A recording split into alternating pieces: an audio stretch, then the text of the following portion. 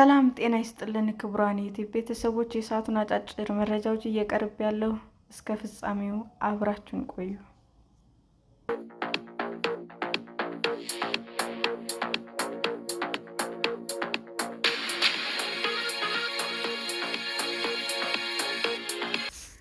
በአዲስ አበባ ህንፃ አስገንቢዎቹ የሰራተኞችን ደህንነት የሚቆጣጠር ባለሙያ እንዲመድቡ ሊደረግ ነው። በአዲስ አበባ ከተማ ህንፃ የሚያስገነቡ የሰራተኞች ደህንነትን የሚቆጣጠር ባለሙያ እንዲመድቡ እንደሚገደዱ የከተማዋ የግንባታ ፍቃድና ቁጥጥር ባለስልጣን አስታወቀ።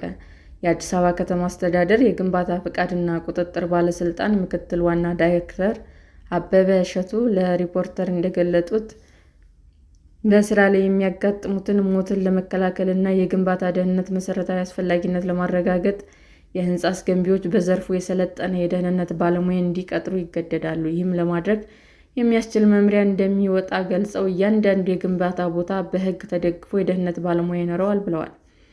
በግንባታ ደህንነት የሰለጠኑ ባለሙያዎች ገበያ ውስጥ ምን ያህል ይገኛሉ ተብሎ ሲፈተሽ የተገኘው መጠን በቂ አለመሆኑንና ጉድለት መኖሩን የጠቀሱት አበበ ለዚህም ሲባል በ7 ዙር ትርጉም ያለው ስልጠና መስጠቱን በመጪው ሳምንት ደግሞ 8ኛው ዙር እንደሚጀምር ተናግረዋል። በተያያዘ የ2018 ዓ.ም በጀት ዓመት 2000 ባለሙያዎችን ለማሰልጠን እቅድ ተይዞ እየተሰራ እንደሚገኝ ባለፉት 6 ወራት ብቻ ከ800 በላይ ባለሙያዎች መሰልጠናቸውን አስረድተዋል። የደህንነት ባለሙያዎችን ማሰማራት መቼ ይጀምራል ተብሎ ጥያቄ ያቀረበላቸው ምክትል ዋና ዳይሬክተሩ ጊዜውን ከመግለጽ ተቆጥበዋል። ሆኖም 2000 ባለሙያዎች ከሰለጠኑ በአዲስ አበባ ውስጥ ለሚደረጉ ግንባታዎች በቂ ናቸው ተብሎ ስለሚታሰብ ወደ ህግ ማሻሻል እንደሚገባና ቅጥሩ ጎን ለጎን አብሮ እንደሚሰራም ገልጸዋል። አንድ ህንፃ ሲገነባ ኮንትራክተርና አማካሪ ባለሙያዎች የግድ መኖር አለባቸው። ስለዚህም የደህንነት ባለሙያ ግዴታ ያስፈልጋል ማለት ነው ብለዋል። የሚወጣው መመሪያ እያንዳንዱ ግንባታ ምን መስፈርቶችን ማሟላት አለበት የሚለውን የሚገልጽ ዓለም አቀፍና አገራዊ ነባራዊ ሁኔታዎችን ያገናዘቡ በትንሹ 17 ነጥቦች እንደሚኖሩት ተናግረዋል። ህንፃ ሲገነባ ከላይ ሊወድቁ የሚችሉ ቁሳቁሶችን መከላከል እንዲችል ዙሪያውን በደህንነት መረብ መሸፈን አለበት የሚለው አንደኛው ሲሆን፣ ባለሙያዎቹ በተመለከተ የደህንነት ጫማ፣ የራስ ቅል መሸፈኛ፣ አንጸባራቂ ልብስ፣ የእጅ ጓንት ሊኖራቸው ይገባል ብለዋል። የአንድ ህንፃ ግንባታ እስከሚያልቅ ለስና ስር ተብለው የሚለዩ ክፍሎች መደፈን አለባቸው ብለዋል። ሰራተኞቹም በደህንነት ባለሙያ ሰልቀን ውሏቸው ማብራሪያ ተሰጥቷቸው ሊያሟላቸው የሚገቡ የደህንነት መሳሪያዎችን እንዲጠቀሙ ተረጋግጦ ወደ ስራ እንዲገቡ የሚሉት ተጠቃሽ ነጥቦች መሆናቸውን ገልጸዋል። ይህ በእንዲህ ያለ ባለስልጣኑ መጋቢት 3 ቀን 2018 ዓ.ም የተለያዩ የዘርፉ አካላት በተገኙበት የ2018 በጀት ዓመት የ6 ወር ዕቅድ አፈጻጸም ሪፖርት አቅርቦ ውይይት አድርጓል። ሪፖርቱ ያቀረቡት የባለስልጣኑ ጽሕፈት ቤት ኃላፊ ታደለ ደመኮ የግልጽነትና የተጠያቂነት አሰራር ለማስፈን ከማዕከል እስከ ክፍለ ከተማ ድረስ በተከናወነ ስራ 109 አመራሮች፣ ባለሙያዎች፣ አማካሪዎች፣ የስራ ተቋራጮች፣ አልሚዎች ተጠያቂ መደረጋቸው ገልጸዋል። የባለስልጣኑ ሰራተኞች ቅዳሜ ሙሉ ቀኑን ጨምሮ በትርፍ ጊዜ እንዲሰሩ በመደረጉ ከ8 ሚሊዮን ብር በላይ የሚገመት ተጨማሪ ገቢ እንዲገኝ ማስቻሉን አስረድተዋል። ከተለያዩ ህጋዊ እርምጃዎች በቅጣት ከ129 ሚሊዮን ብር በላይ ተጨማሪ ገቢ መገኘቱን፣ በአጠቃላይ 272 ሚሊዮን ብር ገቢ ለመሰብሰብ ታቅዶ ከ420 ሚሊዮን ብር በላይ መገኘቱን ተናግረዋል።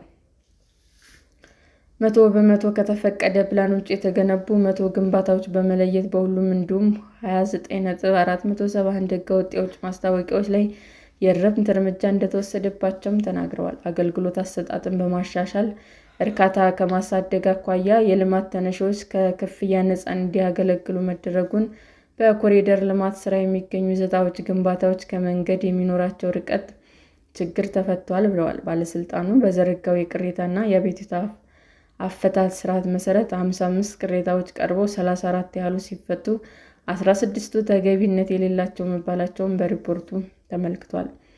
እንደ አበበ ገለጻ ደግሞ ባለፉት 6 ወራት ባለስልጣኑ በተለይ በከተማ አስተዳደሩ የሚገነቡ ህንፃዎች የተቀመጠውን የግንባታ ደረጃ መሰረት እንዲገነቡ ከማድረግ ግንባታዎች ደህንነታቸው፣ ጥራታቸው እንዲጠበቁ የክትትልና የቁጥጥር ስራ ተጠናክሮ መቀጠሉንም ተናግረዋል።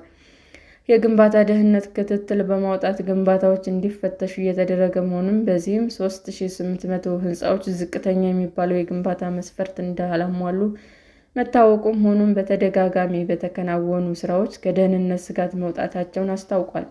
ደህንነት ከማስጠበቅ አኳያ ደግሞ ጥንቃቄ ለማያደርጉ አካላት ስለ ግንባታ ደህንነት ግንዛቤ ከመፍጠር ጀምሮ ስልጠና መስጠቱ፣ ለዘርፉ የወጡ መመሪያዎች በመፈተሽ እንዲስተካከሉ እየተደረገ መሆኑንም ተናግረዋል። በዚህም ለውጦች እየተገኙ የሰው ሞትም እየቀነሰ መሆኑንም አስረድተዋል። ሆኖም በበጀት ዓመቱ 6 ወራት የሟች ቁጥር እንደማይታወቅ፣ ቁጥሩን ጨምሮ ሙሉ የአደጋ ሁኔታ ምን እንደሚመስል ጥናት እየተደረገ እንደሆነና ሲጠናቀቅ ለሕዝብ ይፋ እንደሚደረግም ገልጸዋል። ባለፉት 3 ዓመታት ግን ከግንባታ ጥንቃቄ ጉድለት የተነሳ 142 ሰዎች መሞታቸውን አውስተዋል።